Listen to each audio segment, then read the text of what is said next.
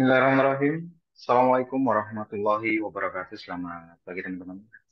Sebelum kita awali minggu kita ini, awal minggu ini, awal pekan ini, kita awali dengan belajar dulu ya, di titik balik perubahan.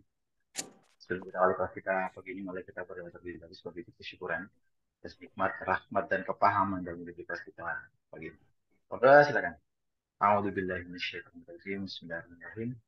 Rabbi zidna ilma warzuqna fahma birahmatika ya arhamar rahimin. Amin. Monggo kan?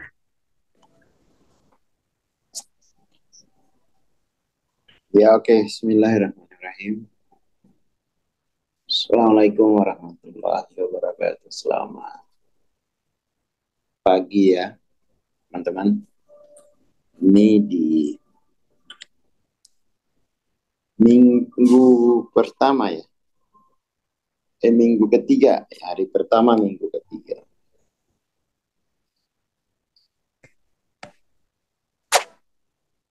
Kita lanjutin program kita masih dengan buku Dissolve Ego.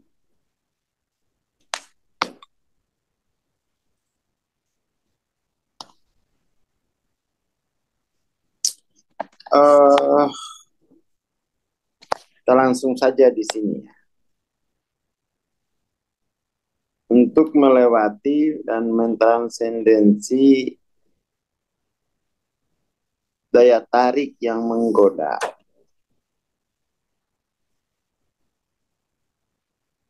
Dari konten pemikiran, kerendahan hati mengenai kadar pentingnya pikiran dengan cepat mengungkapkan hal-hal berikut bahwa tanpa proyeksi nilai, 99% pikiran hanyalah membosankan dan basa-basi. Kekecewaan pada hal-hal itu menghilangkan daya tariknya dengan menarik mundur minat. Ilusi lain adalah perhatian terhadap pemikiran-pemikiran diperlukan untuk kelangsungan hidup. Padahal dalam kenyataannya, kelangsungan hidup itu bergantung kepada sesuatu yang transenden ya. Dengan fokus yang tajam tanpa jelas bahwa pemikiran-pemikiran bisa dilepaskan dari awal proses kemunculan dan pembentukan.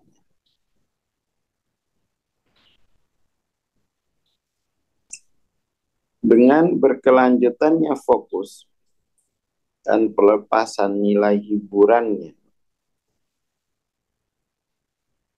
pemikiran-pemikiran perlahan menghilang sebagai bentuk yang dapat dikenali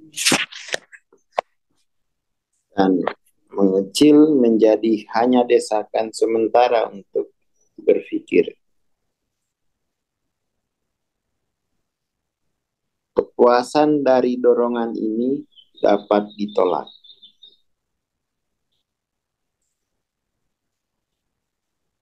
Dengan melakukan itu jelaslah bahwa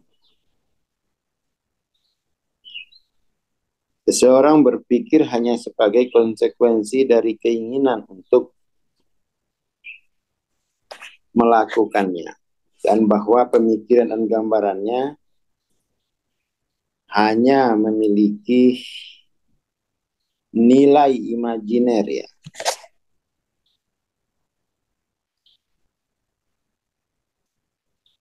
Penemuan bahwa seseorang sebenarnya sumber dari keberpikiran mengungkapkan bahwa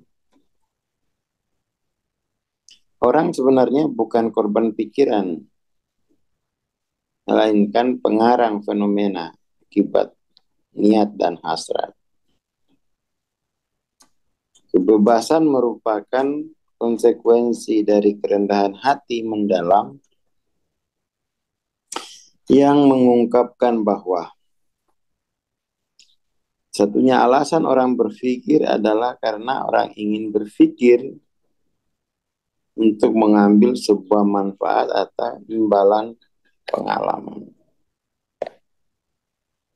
Ya, jadi kita kembali ke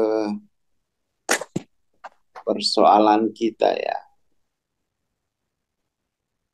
Jadi di kelas sebelumnya kan kita sudah catat bahwa aku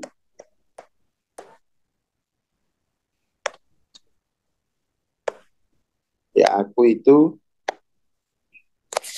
ya, saya ganti pulpen.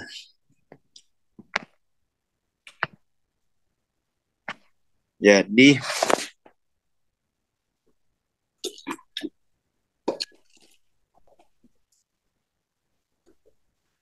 pensilnya nih.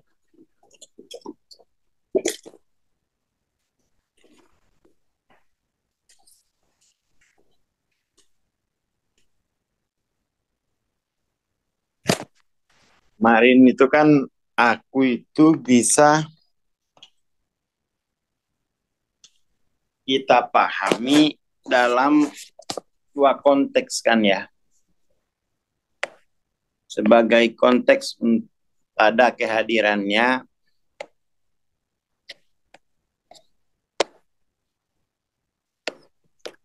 itu nggak nyala ini.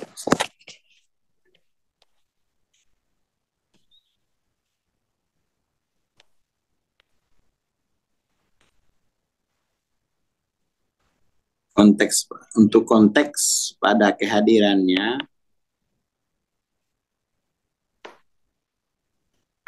sama bisa untuk konteks pada kemanusiaan kan ya. Itu konteks aku kalau aku itu tidak mengalami disidentifikasi sebagai orang.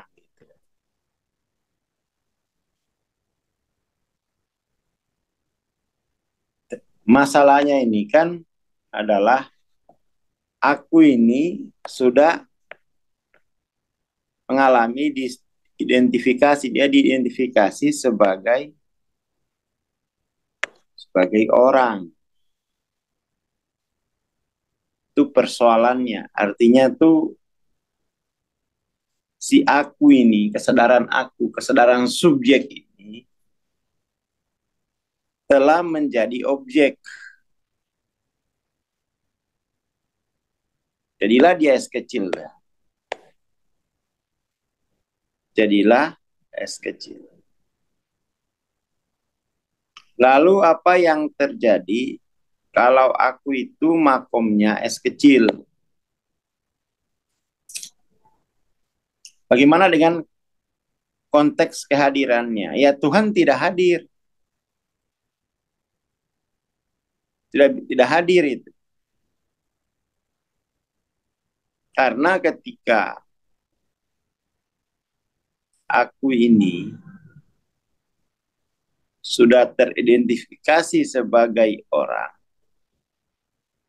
kemudian kan kenyataan itu langsung alam itu hanya alam tampak. Hanya di alam tampak. Dan di alam tampak ini kan ya yang ada hanya ya setidaknya itu lapangan psikologis, lapangan fisik, lapangan sosial. Terjebak di situ dia. Jadi orang tidak mungkin akan pergi untuk menjelajahi jenis-jenis aku. Udah nggak ada jenisnya lagi. Kalau sudah S kecil itu, aku itu sudah tidak ada berjenis, hanya tiga. Hanya dua jenis yang ada. Aku itu dimensi tiga, aku itu yang dalam waktu fix, atau aku itu ya pada waktu relatif. Hanya itu, hanya itu. Akhirnya, karena hanya itu, akhirnya itu pemikiran-pemikiranlah yang menuntun es kecil ini. Akhirnya pemikiran-pemikiran yang menuntun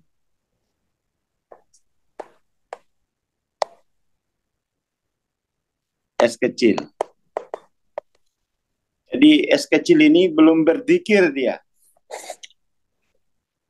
Belum berzikir. Atau ya es kecil itu memang kalau kita lihat kemampuannya adalah kemampuan menghasilkan pemikiran-pemikiran. Kemampuan menghasilkan pemikiran-pemikiran saja gitu.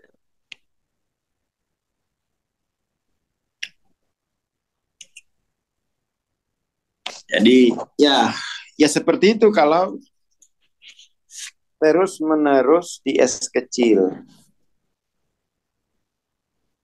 Nah, Hawking ini mencoba untuk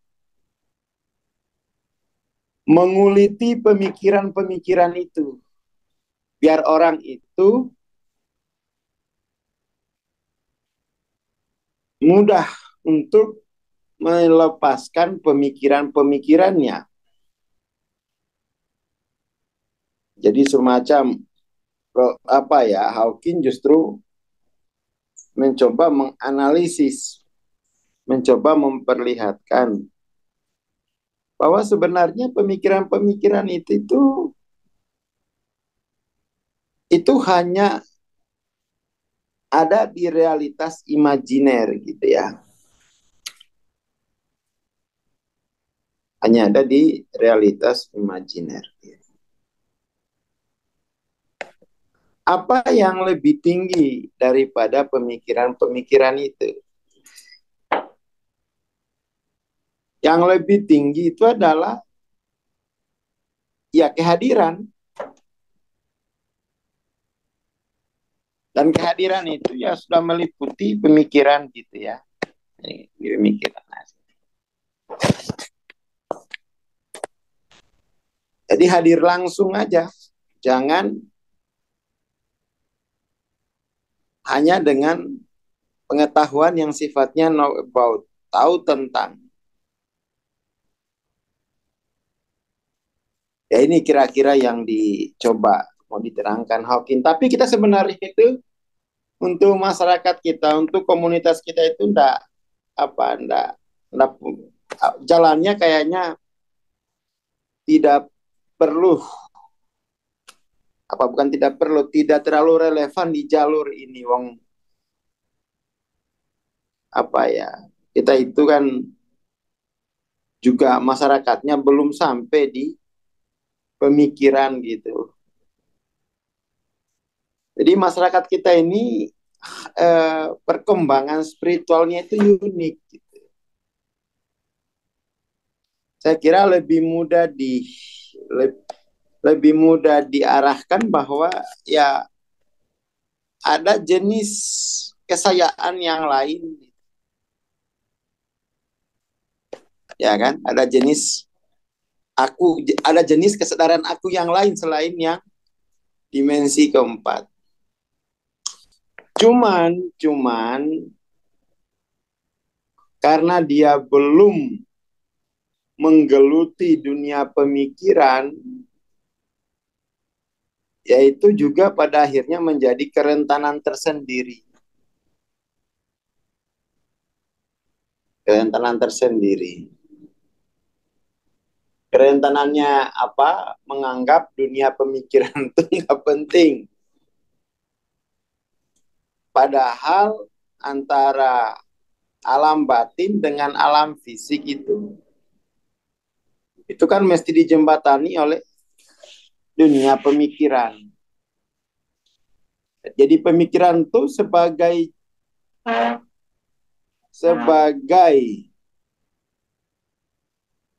level kesadaran tentu harus dilampaui. Tetapi kalau pemikiran itu sebagai kemampuan untuk membuat konsep, itu bagus. Itu bagus. Jadi terkonsep pembicaraan itu, tertata. Dan kalau mau bagus pemikirannya, kalau mau bagus dalam membuat konsep itu orang harus belajar tata bahasa yang baik ya. Ya harus belajar tata bahasa. Nggak bisa kok nggak belajar tata bahasa itu. Gimana dia mau mengungkapkan pengalamannya menjadi pemikiran kalau nggak ada tata bahasa. Dan sebenarnya itu gini, inilah perbedaan antara masyarakat barat ya dengan masyarakat kita dalam hal spiritualitas. Jadi barat itu betul-betul mau melihat sesuatu itu secara objektif ya. Jadi kemudian itu pikiran itu mereka teliti. Mereka teliti. Cuman kalau untuk masyarakat kita tuh yang perlu dikenalkan tuh ya jenis-jenis aku ini gitu dah. Jenis-jenis kesadaran aku. Karena kan yang berpikir itu sebenarnya kan kesadaran aku ini kan. Yang disebut dengan yang berpikir itu adalah kesadaran aku. Tinggal ini jenis kesadarannya. Itu berbeda-beda kualitas pemikirannya. Jadi setiap kesadaran aku itu memiliki jenis pemikiran.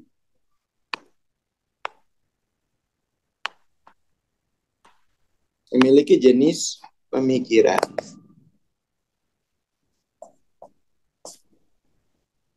Kalau kesadaran aku dimensi ketiga, pemikirannya ya egoistik. Egoistik. Sangat sulit menerima perbedaan. Apalagi kesalahan. Perbedaan aja nggak mau. Itu pemikiran dari jenis aku dimensi ketiga.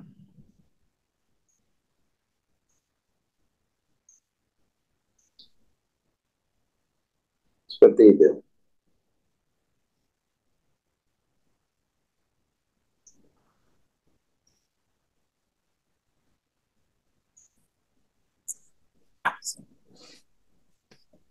Kalau dimensi keempat, ya jenis pemikirannya berbeda. Jenis pemikirannya berbeda.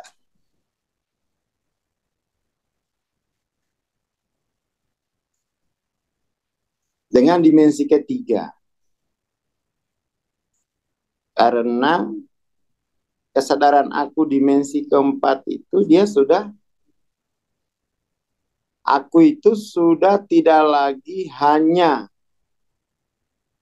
pada tubuhnya sendiri, tetapi sudah aku itu meluas. Aku itu sudah meluas. Jadi kalau dimensi ketiga kan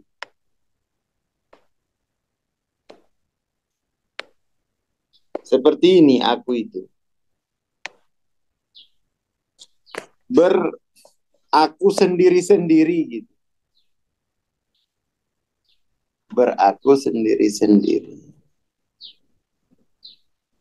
Kalau jenis aku dimensi keempat,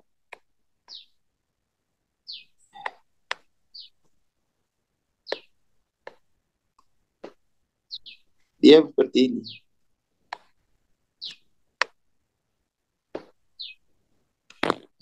Jadi ini aku. Sekarang dia pindah ke jenis kesadaran aku dimensi keempat, akunya jadi yang aku itu ya yang besar ini. Jadi aku tidak lagi hanya diisolasi pada tubuhnya saja. Jadi dari aku adalah tubuh. Kalau aku dimensi keempat itu dia berarti aku memiliki tubuh. Aku memiliki tubuh, ya kan? Jadi tidak lagi aku itu terisolasi hanya pada satu. Jadi alih-alih tubuh itu dianggap sebagai aku,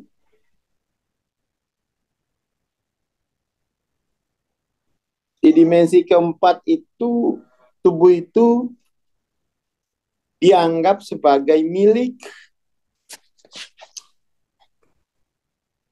dianggap sebagai milik.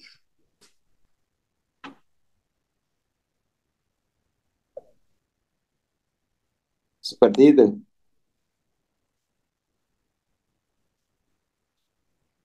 Kemudian dimensi kelima. Dimensi kelima.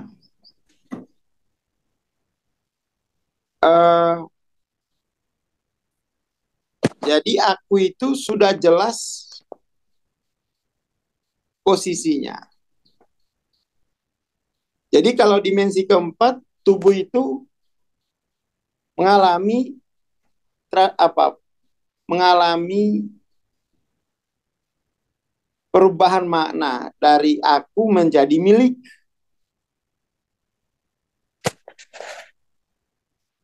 Itu kemudian dari kesadaran aku semacam itu tentu pemikirannya akan berbeda. Coba kita lihat dimensi kelima. Dimensi kelima. Tubuh tetap sebagai milik. Atau lebih tepatnya itu kalau tidak dimiliki, kan aku akhirnya itu sudah sadar kalau dia bersifat transenden. Jadi aku itu telah melampaui ruang waktu 3 dimensi. Di mana seluruh tubuh itu berada. Jadi kepemilikan itu ternyata pada ruang waktu 3 dimensi. Aku sendiri itu sudah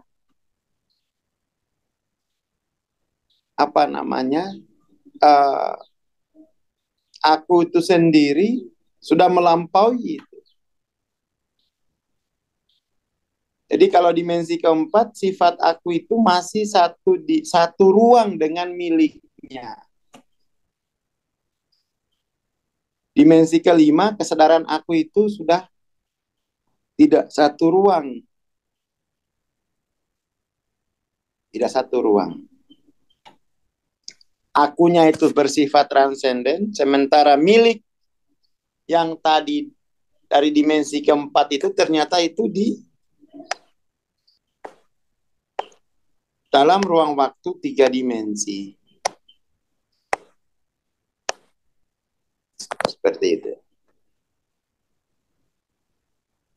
Jadi di sini kemudian tuh mungkin daripada tubuh itu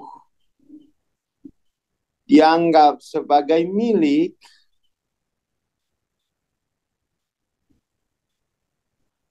kemudian tuh lebih ringan, lebih baik kalau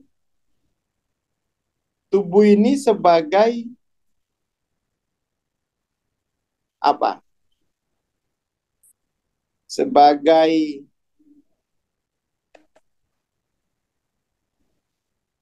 mungkin lebih ringan dianggap sebagai apa kalau bukan sebagai milik?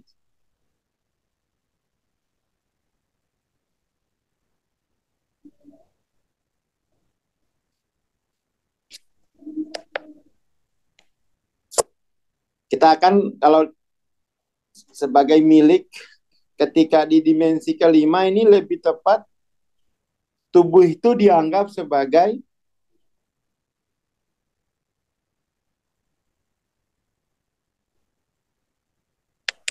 apa?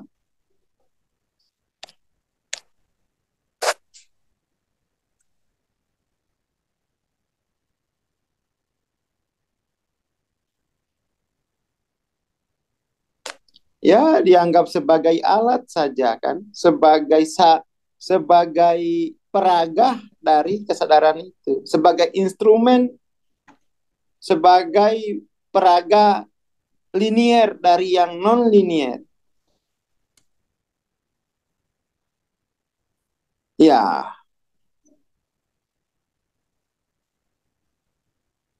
dia dianggap sebagai peraga, peraga linier untuk yang non linier. Peraga linier dari yang non linier.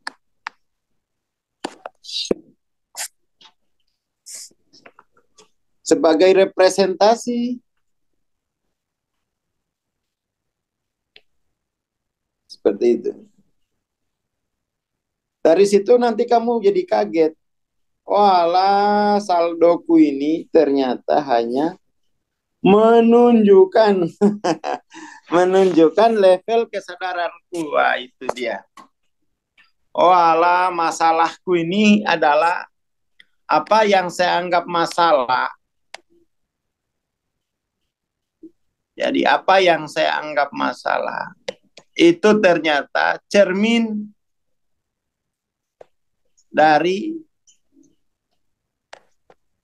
kesadaran non linierku. Nah, itu dia. Oke. Itu dimensi kelima, dimensi keenam. Jadi dari situ kamu jadi ngeh. Ternyata yang harus dinaikkan itu level kesadarannya dulu. Jangan ngejar kepemilikan terus. Ya kan? Situ baru dia, waduh ini harus sekolah jiwa ini saya ini. Sebelum sekolah materi. Saya harus mastering dulu ini semua jenis-jenis aku ini. Baru saya pergi sekolah ke kedokteran. Baru saya pergi sekolah macam-macam di sini. Jadi sudah mulai ingat harus sekolah sini dulu. Baru pergi ke sini gitu. Karena nanti yang di sini hanya representasi linier dari yang di sini. Nah, modelnya begini mestinya itu ya. Modelnya begitu.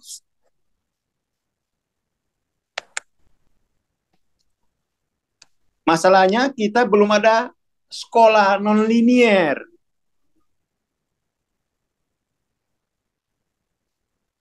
Kita hanya sibuk dengan sekolah linier. Ya itu bukan untuk diversuskan gitu ya. Tidak diversuskan, tetapi harus dilihat strukturnya itu secara nyata. Akarnya yang harus disuburkan dulu. Akarnya. Situ kita sudah mulai ternyata,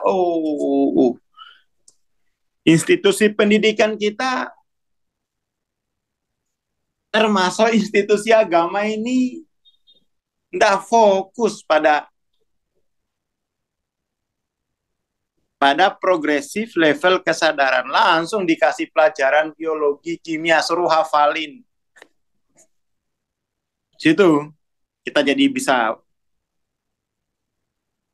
melihat bukan kesalahan sebenarnya. Ketidakjelasan saja ini. Ketidakjelasan struktur.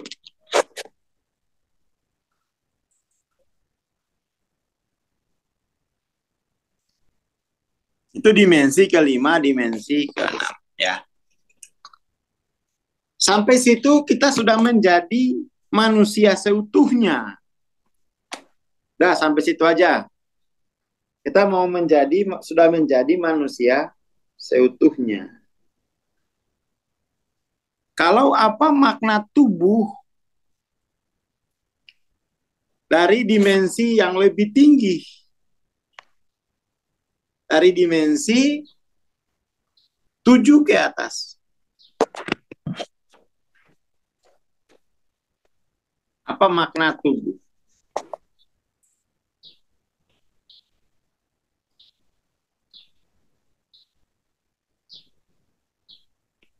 Makna tubuh itu adalah topengnya. Katakan begitu. Topengnya.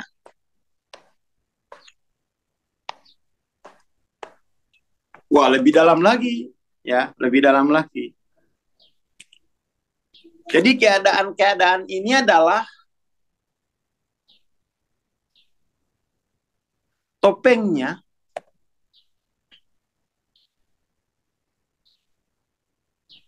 Topeng-topengnya. Ya, sampai di situ saja makna tubuh itu. Hanya menjadi topeng wajahnya. Topeng wajahnya. Topeng di balik wajahnya, katakan.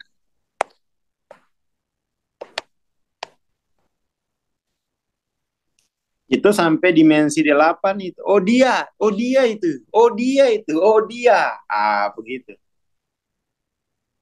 Wah, itu pelit banget. Oh dia itu. Oh, ada di balik wajahnya itu.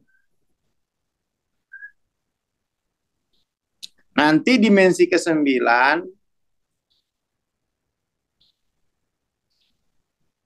wajah. Dia fokus ke wajah. Oh, itu menjadi situ daya wajah ini menjadi namanya gitu ya. Pada akhirnya itu wajah-wajah itu menjadi nama-namanya. Dimensi 9. Jadi kalau misalnya lihat siapa gitu, lihat Mas Camim, yang terbayang itu, yang terlihat itu katakan wajah Arojak, karena Mas Camim ini uangnya banyak gitu ya. Jadi kalau ingat wajah Mas Camim itu yang teringat nama Arojak. Nah, itu 2 dimensi 9. Jadi pada akhirnya itu kehadiran nama-namanya itu juga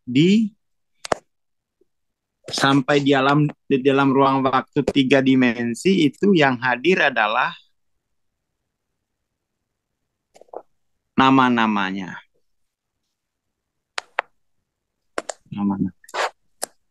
Kalau lihat siapa Mas Imam, oh ini Al-Ghani nih dia nih, wajah nama Al-Ghani kita bisa lihat dari wajahnya Mas Imam gitu.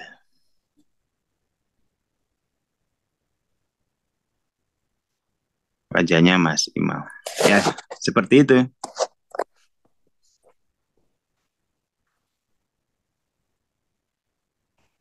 Jadi itu makna apa? Tubuh ya, makna tubuh.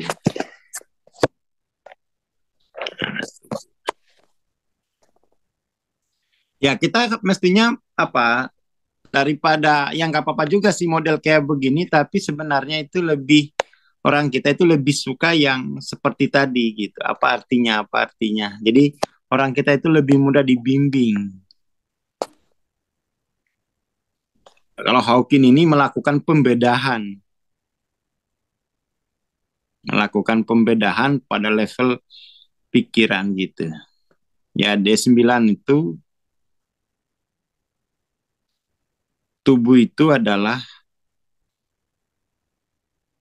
namanya gitu.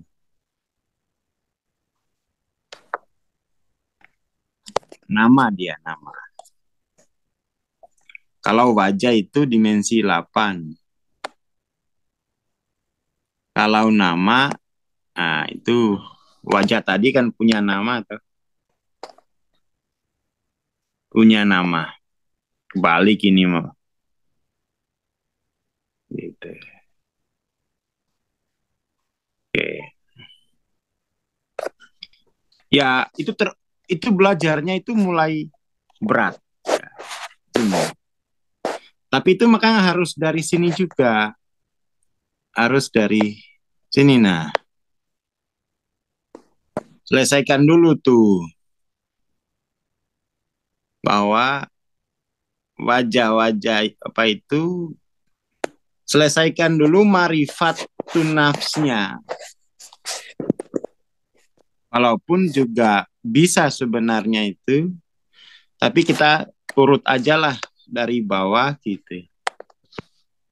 Kita pelajari aku dalam konteks kemanusiaannya dulu, biar itu nanti rapi kalau kita ngomong. Rapi ngejelasin gitu. Ya rapi. Jadi kita bahas spiritual sebagai konteks. Kita membahas aku sebagai konteks dari kemanusiaan gitu. Dari situ kemudian tuh kehidupan dunia ini itu adalah tanggung jawab dari level kesadarannya.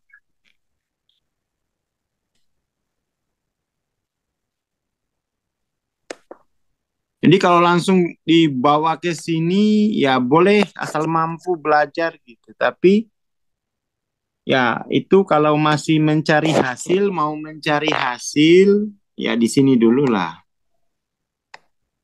Kalau mau fokus aku biar beresin dulu bang kemanusiaanku. Oke, nggak usah fokus dulu mencari namanya. Nanti ya kalau ketemu ya ketemu gitu.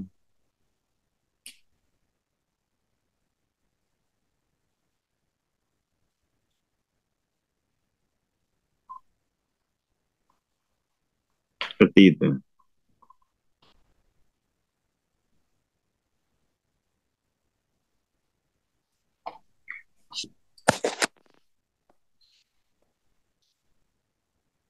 Jadi sadari dulu bahwa kemanusiaanmu itu adalah peraga dari level kesadaran. Kan aneh juga itu kan kalau misalnya orang sudah belajar nama-namanya tapi persoalan kemanusiaan belum tuntas. Itu juga bisa jadi omongan tonggo. Itu gimana Bang ya? Anak saya LOC-nya tinggi Bang, uang minta terus. Wah itu.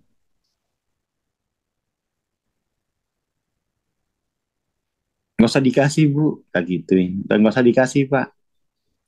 Nanti dia biar tahu bahwa keadaannya itu adalah konteks dari level kesadarannya. Bukan tanggung jawab orang lain gitu loh. Bukan tanggung jawab dari orang lain. Khawatir ya gitu. Udah dimensi 9, sisi manusiawinya masih dituntutkan ke orang lain gitu.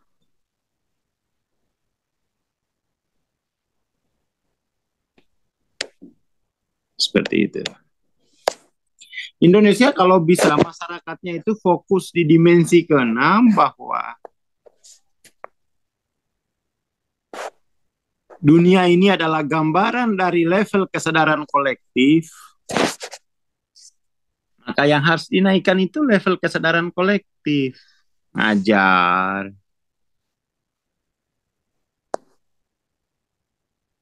Seperti itu.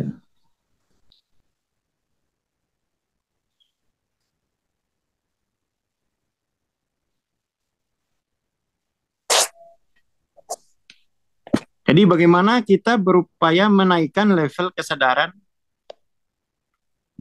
Level kesadaran itu perlu politik anggaran itu. Perlu politik anggaran biar anggaran yang terbatas ini itu berdampak dominan. Nggak cukup hanya signifikan gitu ya. Harus berdampak dominan pada level kesadaran gitu. Kalau kita mencari dampak signifikan itu linier. Tapi kalau berdampak dominan itu baru terjadi perubahan kolektif. Jadi pada akhirnya anggaran itu kita tidak akan gunakan untuk bikin gedung yang mahal gitu. Tetapi kita akan gunakan untuk proyek besar, yaitu proyek percepatan evolusi kesadaran. Kalau sekarang ini kan sebenarnya itu bukan lebih banyak itu pengadaan kan. Pengadaan gedung-gedung 5 tingkat. Gedung 5 tingkat. LOC level kesadarannya ya 200, ya mau diapain itu? Akhirnya gede-gedean gengsi doang sih. Aku udah punya komunitasku ini gedungnya 5 tingkat, ini ada helipadnya, ini pokoknya kalau mau mau keluar negeri dijemput pakai apalah. Ya iya, tapi LOC LOC itu yang penting.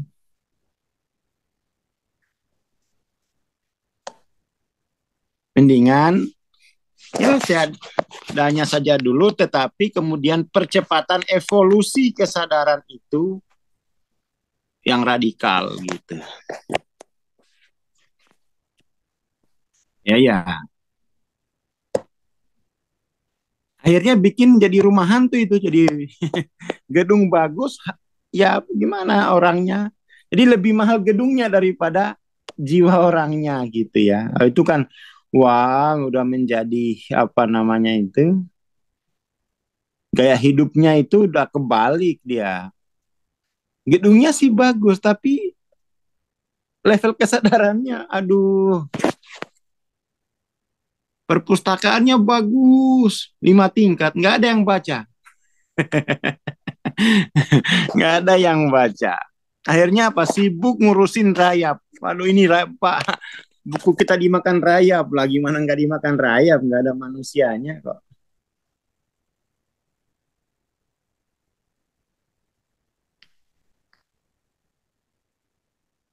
Kayak gitu-gitu.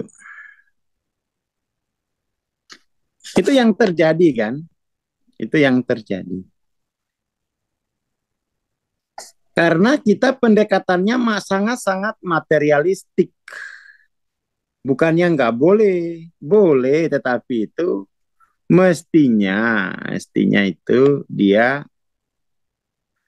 harus otentik gitu loh. Jangan hanya tiruan, harus otentik. Otentik itu bahwa eh, apa yang ada di dalam dunia kita itu representasi level level kesadaran. Artinya itu ya biarkan saja itu bertumbuh secara organis. Nggak usah pengadaan dulu. Itu nanti dia akan sesepadan kok. Sepadan antara level kesadaran dengan apa yang ada dalam ruang waktu 3 dimensinya. Nggak usah dikarbit gitu loh. Nggak usah dikarbit. Kita ini kan bangsa yang minder dengan diri sendiri. Masyarakat itu minder. Untuk menutupi yang di dalam, bangun benteng yang besar di luar. Lah itu dimakan waktu, Anggaran udah gede-gedean, habis, hanya digunakan untuk membangun hal yang bisa dimakan waktu, yang tidak, yang bukan yang abadi. Yang abadi itu kan aku, jiwa kan ya. Jiwa itu bisa melampaui ruang waktu 3 dimensi. Itu dulu mestinya itu. Fokusin dulu kepada level kesadaran. Nggak usah dikatrol. Pokoknya apa yang kamu miliki. Sekarang ini kan apa yang dimiliki itu karena kemajuan dunia linier ya. Itu jomplang dengan level kesadaran gitu. Itu bisa mudah kita lihat dalam dunia hiburan ya. Dalam dunia hiburan itu kan kepemilikan itu tidak mencerminkan level kesadaran. Itu ciri sistem yang korup. Ciri sistem yang korup harusnya itu kepemilikan itu diukur atau kekayaan itu diukur dari jumlah masalah yang bisa dia selesaikan. Jumlah masalah yang bisa dia selesai, jumlah masalah dalam masyarakat yang bisa dia selesaikan. Di situ diberi apresiasi. Oh, ini bukan jumlah masalah yang diselesaikan, tapi jualan. Nah, sekarang itu kan gitu ya. Kita fokus jualan barang, tapi masalah tidak selesai. Itu yang bikin kita jadi, wajah kemanusiaan buruk.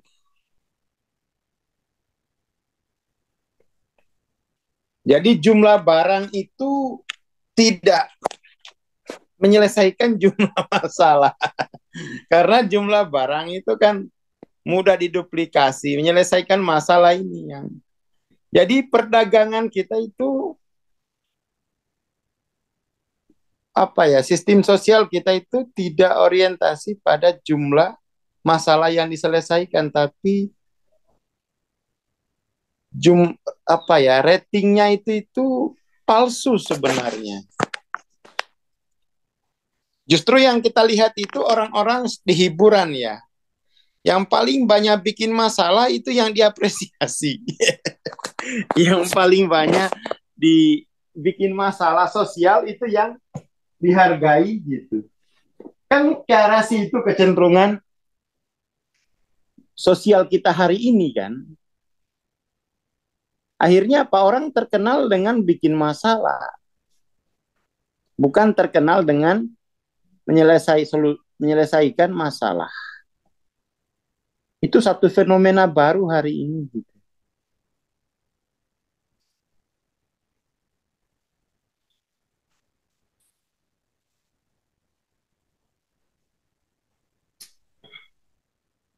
Seperti itu.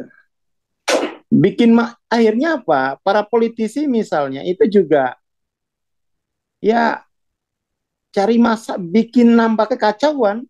Dengan begitu dia punya ratingnya tinggi. Padahal yang dia bikin ini masalah. Tapi itu yang akan terpilih. Wah, itu bagaimana coba? Itu satu arah masyarakat kita itu udah seperti itu. Justru orang kalau dibuatin masalah itu dia menjadi dihargai. Ya, semakin banyak masalahnya itu nanti semakin viral. Itu satu masalah baru di dalam masyarakat kita, di mana yang viral itu bukan orang-orang yang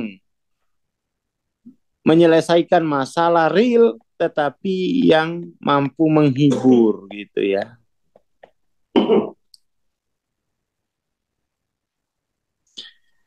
Polanya itu gini, bikin masalah, populer, minta maaf, terus jadi duta gitu kan. Duta Pancasila, orang yang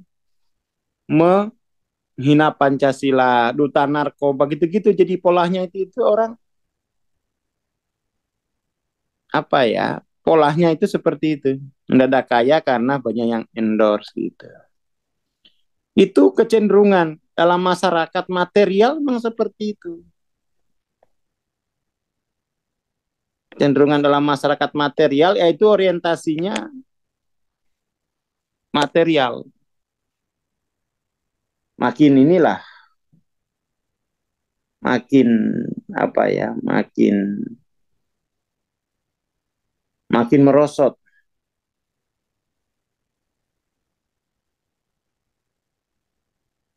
Oke lah itu dulu pagi ini ya.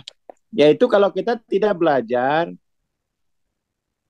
kesadaran, makanya itu sangat heran budaya material itu bisa bukan lagi tumbuh subur ya, bisa dominan di negara yang katanya semuanya beragama.